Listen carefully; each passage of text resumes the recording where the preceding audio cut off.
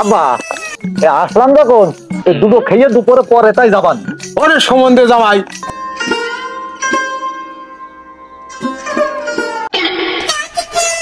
সালাম আলাইকুম শ্বশুর ফাদার।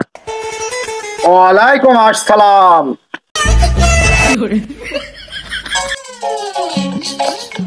আব্বা তুমি হেঁটে কেন? সে মোটরসাইকেল কই? তুমি কি মোটরসাইকেল বেঁচে খেয়েছাও? ওর আব্বা আব্বা আপনি এত শখ করে একটা মোটর সাইকেল দিয়েছেন, ওটা কি বেঁচে খাওয়া যায়? বাড়িতে দেখছি না। আব্বা ওই সে গাড়ি আমি বেছিনি, ওই একজনের কাছে রয়েছে, ওই বন্ধক দিলাম একজনের কাছে, সেই টাকা আমি জুয়ো খেলে হেরে গেছি।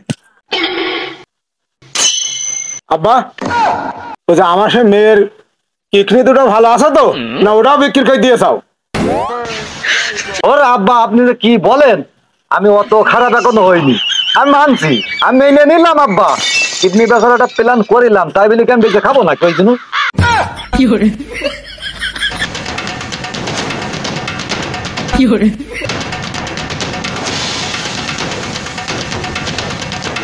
ও বোঝা হয়ে গেছে, তোর কাছেও মেয়ে আমার রাখা হবে না। কার পকে পড়ে যে আমার মেয়েরা তোর ঘাড়ে তুলে দিলাম। এই সুমন্দির জামাই, তুই এখনই বাড়ি চল যা, আমি বিকেলে লোকজন ডেকে তোর বাড়ি আসছি। তোর কাছে মেয়ে আমার রাখা হবে না, হাট বাড়ি যান। আব্বা আসলাম যখন ওই দুটো খেয়ে দুপুরে পরে তাই যাবান। ওরে সুমন্দির জামাই, আমার বাড়ি তোর খাওয়া নেই তো হবে কি করে? তোর শাশুড়ি বাড়ি নেই। শ্বশুর ফাদার ওই দুই বাপুই দুটো হোটেলে খেয়ে নেবান। ওরে সুমন্দির জামাই, তুমি আমার মেয়ের সুখ দিচ্ছাও না, আর তুমি বাতো হোটেলে খাওয়ান দুই বাপ। শ্বশুর ফাদার কোনো কায়দায় যখন আপনি ভাজলেন না, তা যাই গিয়ে আমি যাই যে আপনার মেয়ে যারা ইন্টারেস্ট দুটো সেখান থেকে খাবানি তুই যাচ্ছে। এই শোন, এই চল না এদিকে রাই, এই মিষ্টিটা দিয়ে রাখ। তোর কাছ তো মেয়ে তো আমি রাখবার না, এটা তো আমার গাড়ি বেচা টাকার মিষ্টি, এটা ফেরত নিয়ে যাবি কেন? এটা আমার বাড়ি থাক, সে না হইলো তা তুই মিষ্টি নিয়ে আসি এই ঠোঙাই কেন? তো মিষ্টির ঠোঙা কই?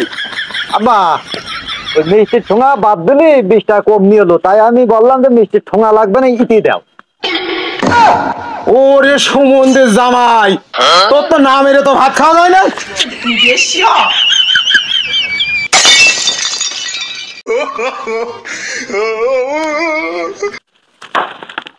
আসলে তো মুরব্বীরা ঠিক কথা বলে, না জেনে শুনে এই মেয়ে ছেলে বিয়ে সাথে দিতে নেই।